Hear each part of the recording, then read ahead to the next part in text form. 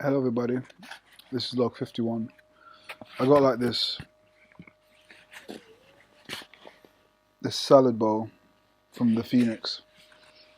I don't know if you can hear me. I got this salad bowl from the Phoenix. It's alright. It's okay. You know what I'm kind of annoyed about is that some of these leaves here are dry. Some of them are dry, right? So to me it's like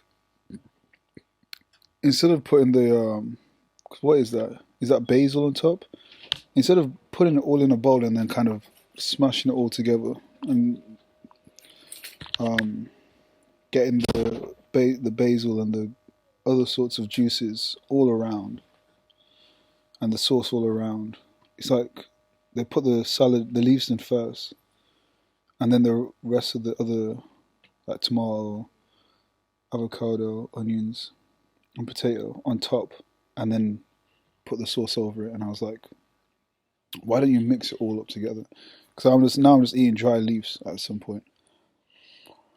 Talking to myself, which is kind of annoying. Not kind of annoying, kind of. So today's been an alright day. Had an interview with one of the other actors. I need to actually interview one more before it's too late. And it was actually good. It's quite nice hearing these people's experiences and listen to how they see life in a certain way and their perspective of life and the answers that they give me. So I've been enjoying that, and I really want to start talking to just random, even though these people are strangers to me. Like when I go out on a daily basis, I want to stop people and see if I can speak to them and hear their thoughts. I feel like especially like the older generation as well, because of course they've lived longer, so they have more experience of life and might have some gems for you. This book here is gold. This book is so fucking good. It's so good. The way he writes is he goes into a lot of detail. So after the first half of the book, you talk about Jean Baptiste, the main character, him being born, and then the start of his early childhood, and then it goes on to this whole new character called Giuseppe Baldini. He's a shop owner in Paris, in one of the high streets. I forgot what it's called, but it's on a bridge. And a lot of the high streets, luxury places are on the bridge, and the house is like 4 stories high. And he owns the whole building, and he owns a shop at the base, and it's a perfume shop, and it's got loads of different perfumes. Like he does incense, he does anything with scents, yeah. Um, Everything. I can't explain. It's just everything he does. But anyway, I'm going off topic. In this book, you start reading about this character, but he goes into so much detail about this character, the way this character thinks, everything. Like it's weird because you just come back from Jean Baptiste, and then like the next chapter you start on this new character, right, out of nowhere, and you go into so much detail and it tells you all this thing about this character, how his mind works, what he thinks about himself, what he thinks about his future, and how he thought about his past, and you know his deepest, darkest secret. There's like more than probably 15 pages on this guy, right? And then it does this thing where it's like it builds it all the way up, because in the book, Baldini is about to call it quits and sell his place and move to Italy with his wife, because he's come to terms with like he's just too old for it, and like he just can't do it anymore. He can't keep it up, can't keep up with it.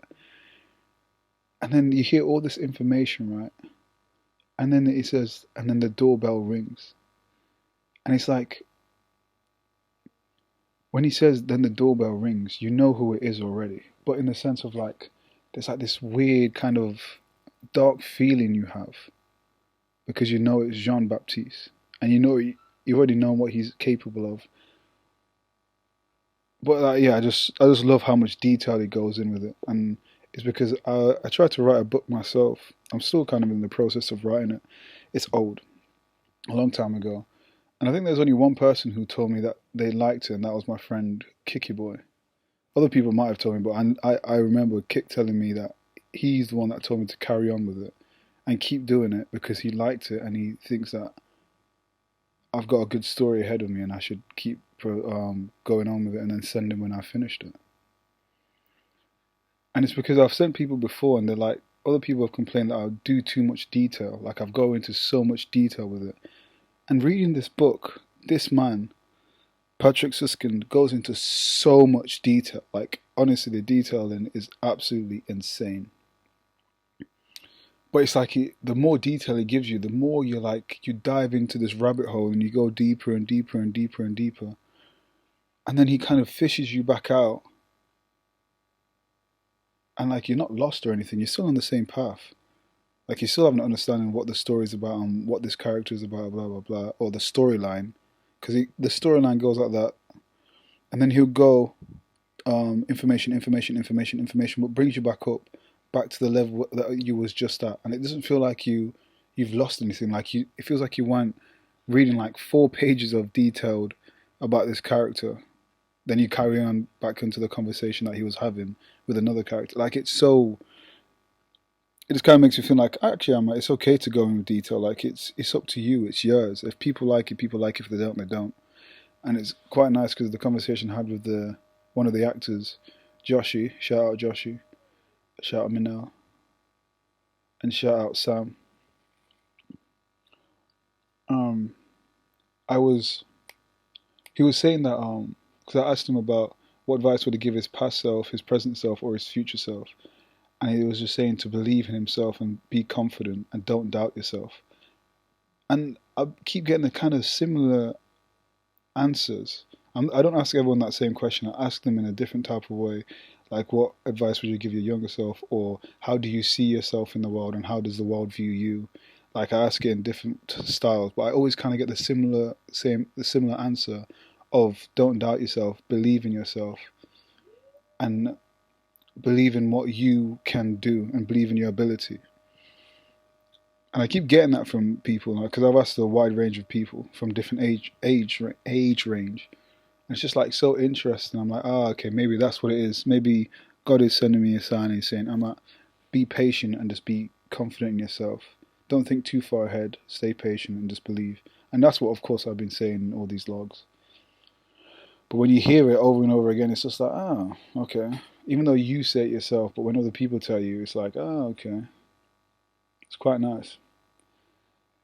Yeah, it's very nice.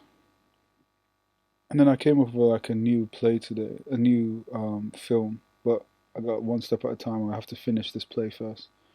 Let me do this play, get that out of the way, and then I'm gonna go back to this film that me and my friend Declan did because I want to build on that, finish that, and then I'm gonna start this new film. Actually, I'm gonna see if my wife wants to do hers first, and then I'm gonna start this new film.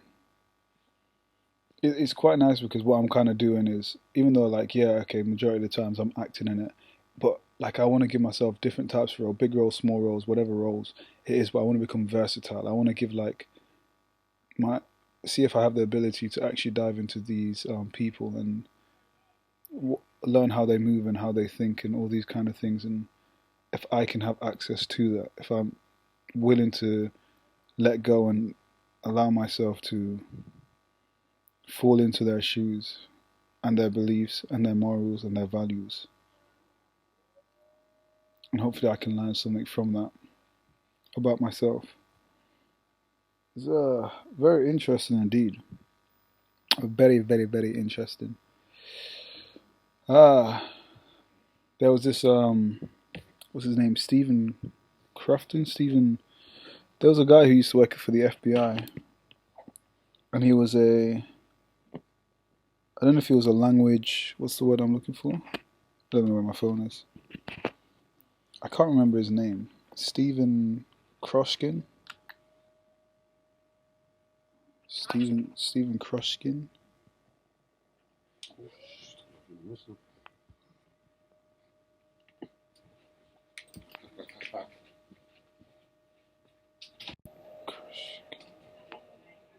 Oh, I might have butchered that name, Stephen. Oh yeah, Stephen Kroshen is an American linguist. I don't know. I've seen it on social media about him being former FBI, but I don't know how truthful that is. It says that Stephen Kroshen's theory of second language states that the fluent language is subconsciously acquired, not consciously learned. So he's instead of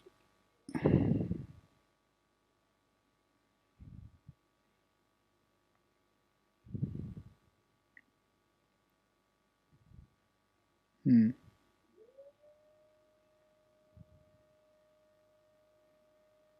So one bit says the input hypothesis. Learners advance when they understand target language input slightly above their current competence level. Effective filter hypothesis. Low anxiety, high confidence, and the motivation let input pass freely into the brain. Stress blocks it. So what I've seen is some of it is like there's like, for example, Duolingo gives you the word and then you learn the word. But the way that he sees it is that if there's an app, you would have the person, non-AI, an actual real person, speaking to you in that language you want to learn, for example, Danish, and they speak to you with sentences. And what he's saying is that your brain will understand that more if you're surrounded by the actual language itself. Instead of going step by step of learning the how to say thank you or hi or blah blah blah, you get kind of thrown in the deep end and your brain will kind of activate itself and be like, pick up certain words and understanding of like, okay, this is what this means. This is what this means. Okay, now how do I input it? I don't know if that makes sense. I think I need to do more research into that. The framework consists of 5 core hypotheses: prioritizing, prioritizing natural communication, low anxiety, and understandable messages over explicit grammar drills. Yeah, I'm gonna check that out. I'm gonna check it out and see how that goes. I'm gonna start doing deep research and finding out more about him and his way of learning a different language. Because what I can see, for example, when my father-in-law's around, when my in-laws were around, in certain situations, if we're talking about a certain topic, majority of the time I can understand what they are saying. But I'm going off their body language as well. Their body language, and then I pick up certain words, and I'm like, okay, I know what you're talking about. I can understand that. I might not know word for word, but I know you're talking about football, or I know you're talking about traveling the world. I might not know, like you said that you want to go to Barcelona, and then if you stay in Barcelona, you want to go to around Rio and see all these different types of things and blah blah blah blah blah blah, and then go to this. But I understand the rough parts of it of like, oh, you want to go and travel the world. Like that's the parts I understand, and it's the same thing with the Danish. Of course, it's because you're around it so much that your brain picks up certain stuff. I may not be able to speak it, but I can understand it to a certain level. And I think that's what his whole thing is. If you have to surround yourself with it instead of just isolating yourself from like, oh yeah, I got to learn how to say my name is Ahmat, and that's all you keep learning over and over again. What he's saying is that your brain's not gonna hold it in because you need to surround yourself with the actual language and the culture to then fully understand. But that's a rough idea I'm getting because I've seen a video on Instagram, so I'm like, that's kind of rough. So I need to do more research into that. But yeah, as I was saying with the Danish and the French, I have more understanding when my daughter's speaking. I can understand her in certain parts. I can't speak it, but I understand her. Or if her sisters, if they're both talking, I understand because I've picked up certain words, but it's the situation or the conversation or the topic that's what I kind of lean on. If that makes sense? Like if I know we're already talking about something, then I'm like, okay, I know what you're talking about. And even sometimes if sometimes my father-in-law would start saying something to his daughter, to my wife, so then she can translate it to me. But it's like I already kind of know what he's talking about because I've picked up words that he's said before. And I'm like, okay, I know what that word means. So I know where the conversation's going and I know what he's trying to say.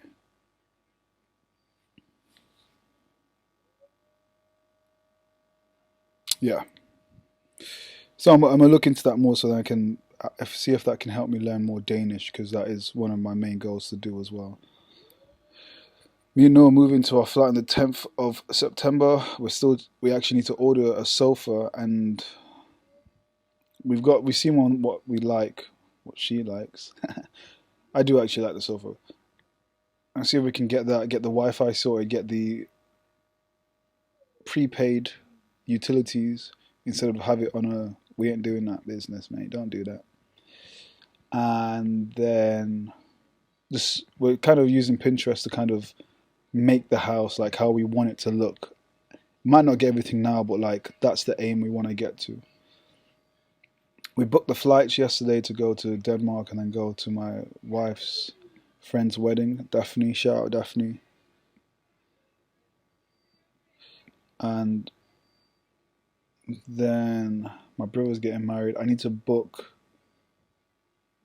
the hotel for my mum's birthday surprise. But we're going to two places, so it's going to cost some mullah. So I got to work extra to kind of get that money. I'm gonna ask my dirty little siblings to help me. So yeah, everything's looking good so far. Everything's going well. I'm enjoying reading a lot. Like I'm halfway through this book. I don't know if I showed you guys. Nearly halfway. About there. I feel like I'll get just past halfway because I've got like nearly 2 hours of like, well, maybe like an hour of reading because of the play. Yeah. Thank you guys for listening. Seems like I'm in a good headspace. I think tomorrow I want to talk more about my creativity. It's because now I've actually got time. I think with my work, ideas come rushing into my brain a lot of the times. Honestly, out of nowhere, they're just rushing to my head. And then when that one idea rushes in, I then start building on it over and over and over and over again, and I keep building and building and building and building. And the majority of the times that I know the start and I know a tiny bit of the middle, but I know the end. It's always the start and the end, and I feel like that's for every creative. You always know the beginning and the end, and I know how I can see those vividly in my head. I just can't get the conversations and how they get from the start to the end. And I know that the most important thing is the characters. So you have to develop the character first. When I have a character developed, yeah, when they're developed and I have an understanding of who these people are, I keep saying character, when I have an understanding of who these people are, right, then I'm able to, well, understand those people and their experiences. Then I know how they're going to react in certain conversations and how the conversation's going to flow. Set scene, two people in a cafe, one's an introvert and one's an extrovert. If I know these people and I really understand them, I know their background, I know their aspirations, I know what they want in life. If I understand these two people from using experiences from other people in the world and my own experience. So if I use those experiences of people, random people in the world, family members, friends, my own experiences, that's an understanding already as a human being. I have that. I understand. Right? So I add those experiences to the characters, to the people, right? The extrovert and the introvert. Then I know how their conversation is going to go. I know what they like and dislike. I know, for example, if it's a film, the subtext, the looks, oh yeah, that's fine, but inside there's something else. There's an inner monologue going on within them. But the only way I can do that is by understanding who they are. And I don't think I know. That's what's going to guide me to get from the beginning of the idea to the end. So the first thing I'm at is break down the characters, break down the people, understand who these people are. Give them respect that they're needed, no matter how bad or crude these people are going to be. Respect them and understand them. Understand them on that level. Never disrespect them and feel like you're better than them, or it's not true. Because then it's unfair to the actors who want to step in the shoes of these people. Because the way that I see it is that the people that I create in these films or plays will resonate with other people in the real world. So you have to show respect because they correlate. They link up together. I don't know if I used the right word, but they link up together. They exist in the same realm. The people in the films and the plays and the real people in real life who come to watch, they connect. So you got to show a certain amount of respect to them both when writing. That's the way my brain works. That's me done. I'm gonna finish off the salad. Just looking at it makes me angry. Peace.